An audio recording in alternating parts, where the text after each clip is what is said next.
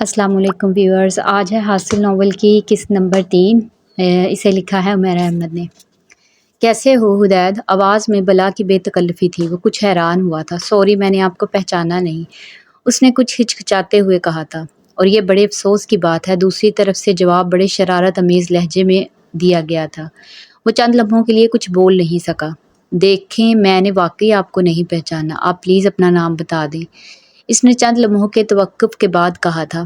تم مجھے کسی بھی نام سے بلا سکتے ہو۔ حدید اس بار جواب سے کچھ اور الجھا تھا۔ چلو پریشان مت ہو، تم مجھے ٹینا کہہ سکتے ہو۔ وہ شاید اس کی الجھن سمجھ گئی تھی۔ لیکن میں تو کسی ٹینا کو نہیں جانتا۔ کوئی بات نہیں، آہستہ آہستہ جان جاؤ گے، میں نے اسی لیے تو فون کیا ہے۔ دیکھیں، آپ کو شاید کوئی غلط فہمی ہوئی ہے، آپ مجھے بتائیں آپ نے کس نمبر پر رنگ کیا ہے۔ دوسری طرف سے اس لڑکی نے پورے اطمینان سے گھر کا فون نمبر بتا دیا تھا۔ اب اس بات میں تو کوئی شبہ نہیں رہا تھا کہ اس نے پوری طرح سوچ سمجھ کر ہی وہاں فون کیا تھا۔ اگر چاہو تو گھر کا پتہ بھی بتا سکتی ہوں، دوسری طرف سے فون نمبر بتانے کے بعد کہا گیا تھا، اور پھر حدید کے گھر کا پتہ اس لڑکی نے دہرایا تھا۔ فوری طور پر حدید کی سمجھ میں نہیں آیا کہ وہ کیا کرے۔ لڑکی اس کا ایڈریس تک جانتی تھی، اور کیا کیا جانتی تھی۔ آپ کیا چاہتی ہیں؟ اس نے بے حد محتاط ہو کر پوچھا تھا۔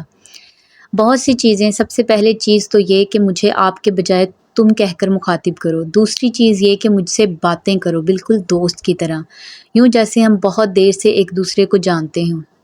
دیکھیں، آپ مجھے غلط سمجھ رہی ہیں، میں ایسا ویسا لڑکا نہیں ہوں، لیکن میں ایسی ویسی لڑکی ہوں، دوسری طرف سے کہکا لگا کر کہا گیا تھا۔ حدید نے فون بند کر دیا تھا، لیکن ریسیور کریڈل پر رکھتے ہی ایک بار پھر فون کی گھنٹی بجنے لگی تھی۔ حدید نے کچھ ڈرتے ڈرتے فون اٹھایا تھا، اور اس کا خدشہ درست تھا۔ دوسری طرف پھر وہی تھی۔ حدید نے اس بار فون بند کرنے کے بعد ریسیور کریڈل پر نہیں رکھا۔ اپنے کمرے میں آنے کے بعد وہ بہت دیر تک نہیں سو سکا تھا۔ یہ اس کی زندگی میں پہلی بار ہوا تھا کہ اس طرح کی کوئی لڑکی اس سے یوں بات کرتی۔ اسے حیرانگی ہو رہی تھی کہ وہ لڑکی اس کا نام اور گھر کا پتہ کیسے جانتی تھی، اور آخر وہ کیا چاہتی تھی۔ وہ بہت دیر تک اس کے بارے میں سوچتا رہا۔ وہ کیا چاہتی تھی اگلے چند دنوں میں اس پر واضح ہو گیا تھا۔ ایک بار اسکول سے گھر آنے کے بعد فون کی گھنٹی بار بار بجتی رہی۔ اس نے ملازم کو کہہ دیا تھا کہ کسی لڑکی کے فون پر اسے نہ بلائے، لیکن اسے لڑکی کے پاس شاید فون کرنے کے علاوہ اور کوئی کام نہیں تھا۔ وہ اس وقت تک فون کرتی رہتی جب تک مجبور ہو کر ملازم حدید کو نہ بلا لیتا۔ کچھ دیر وہ جھلاتا، اسے جھڑکتا، اس کی گفتگو سنتا رہتا، اور پھر فون بند کر دیتا۔ وہ اس عجیب احمقانہ باتیں پوچھتی رہتی تھی، جیسے آج تم نے لنچ میں کیا کھایا ہے، کس طرح کے کپڑے پہنے ہیں، رات کو کھانے میں کیا کھاؤ گے، ٹی وی پر کوئی پروگرام دیکھا ہے۔ وہ اس کے سوالوں سے اکتا جاتا، مگر وہ مسلسل سوال کرتی رہتی اور مجبوراً جواب دیتا رہتا۔ اسے اندازہ نہیں ہوا کب، کیوں اور کیسے، مگر اس لڑکی کے فون کی عادت ہو گئی تھی، اور اس بات کا پتہ اسے تب چلا تھا جب ایک دن اس کا فون نہیں آیا تھا۔ وہ لاشعوری طور پر اس کے فون کا انتظار کرتا رہا تھا، مگر وقت آہستہ آہستہ گزرتا گیا تھا۔ 1 گھنٹہ، 2 گھنٹے، 3 گھنٹے، اور پھر شام ہو گئی تھی، اور رات 10 بجے تک وہیں لاؤنج میں فون کے وہ پاس بیٹھا رہا تھا، مگر فون نہیں آیا تھا۔ اس رات اس نے سوتے وقت خود کو پہلے سے بھی زیادہ اداس، تنہا اور بے چین محسوس کیا تھا۔ پھر 3 دن تک اس کی یہی حالت رہی تھی۔ اس لڑکی نے 3 دن تک فون نہیں کیا تھا، اور وہ 3 دن میں فون کے علاوہ جیسے سب کچھ بھول گیا تھا۔ اسکول سے آنے کے بعد وہ سارا دن وہیں لاؤنج میں فون کا انتظار کرتا رہا، اور تب پہلی بار اسے اندازہ ہوا تھا کہ اس لڑکی آواز اور فون کال اس کی زندگی کا کتنا اہم حصہ بن چکا تھا۔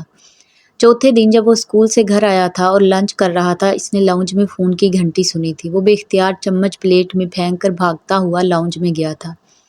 فون پر وہی آواز تھی۔ 3 دن سے کہاں تھی تم؟ وہ آواز سنتے ہی چلایا تھا۔ دوسری طرف اس نے کہکا لگایا تھا، اس کا مطلب ہے کہ تم نے میری کمی محسوس کی۔ وہ چپ ہو گیا تھا۔ وہ سچ کہہ رہی تھی۔ بتاؤ، خاموش کیوں ہو؟ تم نے مس کیا مجھے؟ وہ ہنستے ہوئے پوچھ رہی تھی۔ ہاں، میں نے تمہیں بہت مس کیا۔ تم کہاں تھی؟ اس نے اعتراف کرتے ہوئے کہا۔ میں مر گئی تھی اپنی فیملی کے ساتھ۔ میں مری گئی تھی اپنی فیملی کے ساتھ۔ مگر تم مجھے بتا تو سکتی تھی، یا کم از کم وہاں سے فون تو کر سکتی تھی، اس نے احتجاج کیا تھا۔ اگلی دفعہ میں تمہیں بتا کر جاؤں گی، اس نے جیسے حدید کو تسلی دینے کی کوشش کی تھی۔ حدید خاموش ہو گیا تھا، اور ان تینوں کے بعد ان 3 دنوں کے بعد ہدایت کی زندگی میں سب کچھ بدل گیا تھا۔ وہ 14 سال کی عمر میں وہ جس سے محبت میں گرفتار ہوا تھا وہ اس سے 1 سال بڑی تھی، مگر ہدایت کو اس بات کی پرواہ نہیں تھی۔ شروع میں ان دونوں کی گفتگو صرف فون پر ہوا کرتی تھی، اور پھر آہستہ آہستہ ٹینا نے اسے بتا دیا تھا کہ وہ اسی کے اسکول میں پڑھتی تھی۔ ہدایت اسے دوسرے لڑکوں سے مختلف لگا تھا اور اس کا دل چاہا تھا کہ وہ اس سے دوستی کرے، اور پھر اس نے ہدایت کے بارے میں معلومات اکٹھی کرنی شروع کر دی تھی، اور نتیجہ وہ فون کال تھی جو اس نے پہلی بار ہدایت کو کی تھی۔ وہ دونوں اب اسکول میں بھی ملا کرتے تھے، اور پھر آہستہ آہستہ یہ ملاقاتیں گھر سے باہر بھی ہونے لگی تھی۔ اسے ٹینا کی ہر بات پسند تھی، ہر انداز بھاتا تھا۔ وہ ان لڑکیوں میں سے نہیں تھی جنہیں آسانی سے بھلایا جا سکے۔ پہلی بار جس کے ساتھ ہدایت نے اپنی ہر بات شیئر کی تھی وہ ٹینا ہی تھی۔ اس نے اسے ہر بات بتا دی تھی، اپنا بچپن، اپنی تنہائی، اپنی خواہشات اور اپنے والدین۔ اس نے ہر ایک کے بارے میں اسے سب کچھ بتا دیا تھا۔ وہ ہمیشہ بڑی ہمدردی سے اس کی باتیں سنتی اور اسے تسلیاں دیتی رہتی۔ خود وہ بھی 2 بھائیوں کی اکلوتی بہن تھی۔ اس کے ڈیڈی بھی بزنس کرتے تھے، وہ اس کی ممی بھی کافی سوشل تھی، لیکن ہدایت کی ممی کی طرح وہ گھر سے باہر بہت زیادہ ایکٹیو نہیں تھی، اور نہ ہی انہوں نے گھر کو اس کی ممی کی طرح بالکل نظر انداز کیا ہوا تھا۔ لیکن اس کے باوجود وہ بھی اسی تنہائی اور ڈپریشن کا شکار تھی جس کا سامنا ہدایت کر رہا تھا۔ دونوں گھنٹوں بیٹھے ایک دوسرے کو اپنے گھر اور گھر والوں کے حالات بتاتے رہتے۔ کیا بات ہے ہدایت، بہت پریشان ہو؟ اس دن بریک میں ٹینا نے اسے دیکھتے ہی پوچھا تھا۔ پاپا ممی کو طلاق دینا چاہتے ہیں۔ دینے دو، یہ ان کا مسئلہ ہے، تم کیوں پریشان ہو رہے ہو؟ ہدایت نے حیرانی سے ٹینا کے اطمینان کو دیکھا تھا۔ ٹینا، یہ ان کا مسئلہ نہیں ہے، یہ میرا مسئلہ ہے، وہ میرے پیرنٹس ہیں، تو پھر میں ان کے بغیر نہیں رہ سکتا۔ ٹینا سنجیدگی سے کچھ دیر اسے دیکھتی رہی تھی۔ ہاں، اس حقیقت کے باوجود کہ ہدایت نے اس کی بات کاٹ دی تھی، انہوں نے ہمیشہ مجھے نظر انداز کیا ہے۔ میں چاہتا ہوں کہ وہ اکٹھے رہیں۔ صرف تمہارے چاہنے سے کیا ہوگا؟ وہ تم سے پوچھ کر تو کوئی فیصلہ نہیں کریں گے۔ پھر مجھے بتاؤ ٹینا، میں کیا کروں؟ میں ان دونوں کے بغیر نہیں رہ سکتا، میں ان میں سے کسی ایک کو بھی کھونا نہیں چاہتا، اس نے بے چارگی سے کہا تھا۔ ہدایت، بڑے والدین سے ایک اچھا باپ بہتر ہے۔ برے والدین سے ایک اچھا باپ بہتر ہے۔ جس طرح کی زندگی تم گزار رہے ہو، اس سے بہتر ہے کہ تم ان دونوں کو الگ ہو جانے دو۔ کم سے کم تمہیں ان روز روز کے جھگڑوں سے تو نجات مل جائے گی۔ ٹینا، تم یہ سب کچھ نہیں سمجھ سکتی، تم کچھ بھی نہیں سمجھ سکتی۔ وہ اکٹھے رہیں گے تو کبھی نہ کبھی ایک دوسرے کو سمجھ جائیں گے، کبھی نہ کبھی ایک دوسرے کی عزت کرنے لگیں گے۔ ڈائیورس ہونے کے بعد تو مجھے خوف آتا ہے ٹینا، وہ الگ ہو جائیں گے تو میرا کوئی گھر نہیں رہے گا، وہ دونوں اپنی نئی دنیا میں مصروف ہو جائیں گے، وہ مجھے بھول جائیں گے۔ ٹینا نے اسے ہمدردی سے دیکھا تھا، اسے ہدایت پر ترس آ رہا تھا۔ انہوں نے جو کرنا ہے وہ کریں گے، تمہارے کہنے سے کوئی نہیں رکے گا، تم بڑے ہو رہے ہو، تمہیں میچور ہو جانا چاہیے، حقیقت کا سامنا کرنا چاہیے۔ ان کے درمیان ہم آہنگی ہونی ہوتی تو بہت پہلے ہو جاتی۔ 16-17 سال ایک لمبا عرصہ ہوتا ہے۔ جو کپل اتنا عرصہ اکٹھے رہنے کے بعد بھی اسی طرح کی زندگی گزاریں، وہ اگلے 16-17 سال بھی اسی طرح گزارتے ہیں۔ تم ان دونوں کے بارے میں سوچ کر خود کو پریشان مت کرو، تم اپنی زندگی کے بارے میں سوچو، اپنے لیے ایکٹیویٹیز ڈھونڈو۔ یہ سب کچھ صرف تمہارے ساتھ ہی نہیں ہو رہا، بہت سے لوگوں کے ساتھ ہوتا ہے، اور ان میں سے کوئی بھی مرتا نہیں ہے، سب زندہ رہتے ہیں۔ ٹینا اسے کسی بڑے کی طرح سمجھا رہی تھی، اور وہ بے بسی سے اس کی باتیں سن رہا تھا۔ بریک ختم ہونے کے بعد وہ اپنی کلاس میں آ گیا تھا۔ اگلے چند ہفتوں میں گھر میں ہونے والی جھگڑوں میں شدت آ گئی تھی۔ زرشی اور بلال علی جیسے پوائنٹ آف نو ریٹرن پر پہنچ چکے تھے۔ دونوں طرف سے ایک دوسرے پر الزامات کی بارش کی جاتی تھی۔ دونوں کے ہاتھ جو چیز آتی وہ ایک دوسرے پر کھینچ مارتے۔ ہر رات ہدایت گھنٹوں ننھے بچوں کی طرح اپنے تکیے میں منہ چھپا کر روتا رہتا۔ باہر سے آنے والی آوازیں اور شور اس کے اعصاب کو بری طرح متاثر کرتے۔ بعض دفعہ اس کا دل چاہتا تھا وہ ہاتھ جوڑ کے ان دونوں کے سامنے جائے اور انہیں کہے وہ یہ سب نہ کریں۔ ہر بار وہ صرف سوچ کر ہی رہ جاتا تھا۔ زرشی اور بلال علی کو اگر اب تک کسی چیز نے اکٹھے رکھا ہوا تھا تو وہ ان کی مشترکہ جائیداد اور فیکٹری کے شیئرز میں ان کا حصہ تھا۔ دونوں فریق مخالف کی زندگی کو اس قدر عذاب بنا دینا چاہتے تھے کہ دوسرا خود ہی اسے زندگی سے نکال دے۔ زرشی چاہتی تھی بلال علی سے خود طلاق دے دے، بلال علی چاہتا تھا زرشی کھلا لے کیونکہ اس صورت میں اسے زرشی کو کچھ دینا نہیں پڑتا، جبکہ طلاق دینے کی صورت میں وہ ان کی جائیداد کا ایک بڑا حصہ لے جاتی۔ اور ہدایت سوچتا تھا خوش رہنے کے لیے آخر آپ کو کس چیز کی ضرورت ہوتی ہے؟ اگر محبت اور دولت بھی آپ کو اکٹھا نہیں رکھ سکتی تو پھر کون سی چیز رکھ سکتی ہے؟ وہ میگزینز اور نیوز پیپرز میں نت نئے ماڈلز کے ساتھ اپنی ماں کے اسکینڈلز کی خبریں پڑھتا، اور ہر خبر زرشی کو نہیں خود اسی اپنی نظروں سے گرا دیتی۔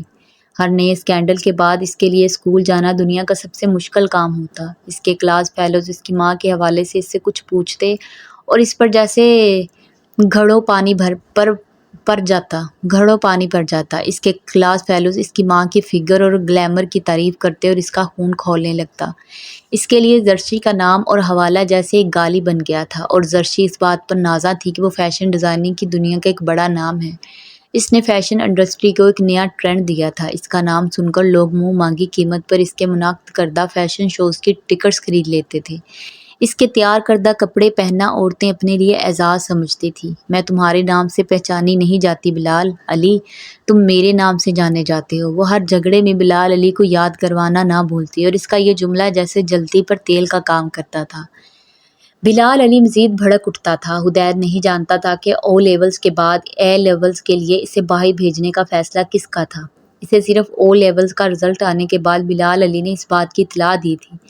اس نے ہمیشہ کی طرح خاموشی سے سر جھکا دیا تھا۔ انگلینڈ جانے سے پہلے وہ ٹینا سے ملا تھا، 17 سال کی عمر میں۔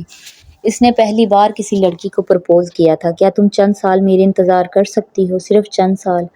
ایک ریسٹورینٹ میں لنچ کرتے ہوئے اس نے ٹینا سے پوچھا تھا۔ وہ مسکراتے ہی اسے دیکھتی رہی۔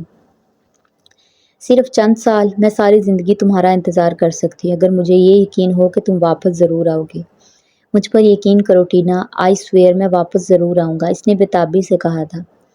ٹینا نے ٹیبل پر رکھے ہوئے اس کے ہاتھ پر اپنا ہاتھ رکھ دیا تھا۔ آل رائٹ، میں تمہارا انتظار کروں گی، اس نے کہا تھا، اور اس دن وہاں ریسٹورینٹ میں بیٹھے بیٹھے انہوں نے اپنی زندگی کے بہت سے فیصلے کر لیے تھے۔ ہم دونوں کبھی آپس میں جھگڑا نہیں کریں گے، کبھی ایک دوسرے پر چلائیں گے نہیں، ہم اپنے پیرنٹس سے مختلف زندگی گزاریں گے، بالکل مختلف، ایک دوسرے کی باتیں سنیں گے، ایک دوسرے کی عزت کریں گے، ہمارا گھر گھر ہوگا، زمین کا ٹکڑا نہیں۔ ہم کبھی ایک دوسرے سے علیحدہ نہیں ہوں گے، ہم کبھی اپنے بچوں کے ساتھ وہ سب نہیں کریں گے جو ہمارے پیرنٹس نے ہمارے ساتھ کیا۔ وہاں انہوں نے مل کر بہت سے خواب بنے تھے، ہر خواب کو خواہش کی تار سے بنایا گیا تھا، ہر تار کو امید کی سوئی سے جوڑا گیا تھا۔ اس رات 2 بجے کی فلائٹ سے انگلینڈ جاتے ہوئے اگر خوش نہیں تھا تو کم سے کم پرسکون ضرور تھا۔ زندگی میں ایک دم ہی جیسے کوئی مقصد آ گیا تھا۔ مجھے اسٹڈیز میں بہت محنت کرنی ہے، کیونکہ مجھے ٹینا کو بہت کچھ دینا ہے، اور وہ سب کچھ میرا اپنا ہوگا، میرے پیرنٹس کا نہیں۔ پلین میں آنکھیں بند کر کے سونے سے پہلے اس نے جیسے خود سے ایک وعدہ کیا تھا۔ انگلینڈ میں اس کی زندگی بہت مصروف تھی، مگر اس کے باوجود وہ ٹینا سے مسلسل رابطہ رکھے ہوئے تھا۔ ہر ویکینڈ پر وہ اسے فون کرتا اور ہفتے میں 2 بار اسے خط لکھتا۔ اس نے اب اپنے پیرنٹس کے بارے میں پہلے کی طرح پریشان ہونا چھوڑ دیا تھا۔ وہ ان کے بارے میں کچھ سوچنا نہیں چاہتا تھا۔ ان سے اس کی بیزاری کچھ اتنی ہی بڑھ گئی تھی۔ اس دن اس کے نانا نے اسے فون کیا تھا، حدید زرشی پر کسی نے فائرنگ کی ہے، وہ زخمی ہے، ہاسپٹل میں ایڈمٹ ہے۔ ان کی آواز میں گھبراہٹ تھی، حدید کے پیروں تلے سے جیسے زمین نکل گئی تھی۔ نانا، یہ کیسے ہو سکتا ہے؟ مجھے کسی نے کچھ نہیں بتایا۔ اسے اس خبر کی صداقت پر یقین نہیں آ رہا تھا۔ حدید، میں سچ کہہ رہا ہوں، تم فون کر کے اپنے فادر سے پوچھ لو، مجھے بلال نے ہی فون پر اطلاع دی ہے۔ حدید نے مزید کچھ کہے بغیر فون بند کر دیا تھا اور پاکستان کال کرنے لگا تھا۔ بلال علی سے رابطہ کرنے پر اس خبر کی تصدیق ہو گئی تھی۔ تم پریشان مت ہو حدید، زرشی ٹھیک ہے، گولی صرف بازو کو چھوتے ہوئے گزر گئی ہے، وہ کل گھر آ جائے گی، اور بالکل فکر مند نہیں لگ رہے تھے۔ پاپا، میں واپس آنا چاہتا ہوں، پلیز میری سیٹ بک کروا دیں، میں ممی کو دیکھنا چاہتا ہوں، اس نے اصرار کیا تھا۔ میں نے تمہیں بتایا ہے نا کہ زرشی ٹھیک ہے، تم فکر مت کرو، تمہارے پیپرز ہونے والے ہیں، اس طرح تم سب چھوڑ کر کیسے آ سکتے ہو؟ بلال علی کی آواز میں اب ناراضگی تھی، مگر حدید پر اس کا اثر نہیں ہوا تھا۔ پاپا، میں صرف چند دن کے لیے آنا چاہتا ہوں، پھر واپس چلا جاؤں گا، پلیز میری سیٹ بک کروا دیں۔ اس نے بلال علی سے اتنا اصرار کیا تھا کہ وہ اس کی بات ماننے پر مجبور ہو گئے تھے۔ وہ اگلے دن پاکستان میں واپس آ گیا تھا۔ زرشی کو دیکھ کر اس سے تسلی ہوئی تھی، وہ گھر آ چکی تھی اور بازو پر بندھی ہوئی ایک بینڈیج کے علاوہ وہ بالکل ٹھیک تھی، لیکن اس کا رویہ بہت عجیب تھا۔ میں جانتی ہوں مجھ پر کس نے فائرنگ کی ہے، اور میں اسے معاف نہیں کروں گی، اس نے حدید سے کہا تھا۔ ممی، آپ پر کس نے فائرنگ کروائی؟ اگر آپ جانتی ہیں تو پلیز پولیس کو بتائیں تاکہ وہ ان لوگوں کو پکڑ سکے۔ حدید بہت پریشان ہو گیا تھا۔ ہر کام پولیس کو نہیں کرنا ہوتا، بعض کام خود کرنے چاہیے۔ اس کا لہجہ بہت عجیب تھا۔ آپ پاپا کو بتائیں، وہ کچھ نہ کچھ ضرور کر لیں گے، حدید نے اصرار کیا تھا۔ بلال علی، وہ تو… زرشی کچھ کہتے کہتے رک گئی تھی۔ اس نے حدید کا چہرہ بہت غور سے دیکھا تھا۔ یہ سب تمہارے باپ نے کروایا، اب میری باری ہے۔ وہ دم بخود ہو گیا تھا۔ میں جانتی ہوں تمہیں یقین نہیں آ رہا، کسی کو بھی یقین نہیں آئے گا، مگر یہ سب تمہارے باپ نے کیا ہے۔ ممی، وہ کیوں آپ کو؟ I don't believe it. مجھے یقین ہے آپ کو ضرور کچھ غلط فہمی ہو گئی ہے۔ مجھے کوئی غلط فہمی نہیں ہوئی، سمجھے؟ اگر شک ہے تو اپنے باپ سے پوچھو۔ زرشی نے اس کا ہاتھ جھٹکتے ہوئے کہا تھا۔ وہ سیدھا بلال کے پاس فیکٹری چلا آیا تھا۔ تمہاری ماں کو عادت ہے اس طرح کی بکواس کی، تم اس کی باتوں پر دھیان مت دو، بلال علی نے اس کے سوال کے جواب میں اطمینان سے کہا تھا۔ مگر پاپا، وہ کسی وجہ کے بغیر اس طرح کا الزام کیوں لگائیں گی؟ اس عورت کا دماغ خراب ہو چکا ہے، وہ کسی کے بارے میں کسی بھی وقت کچھ بھی کہہ سکتی ہے۔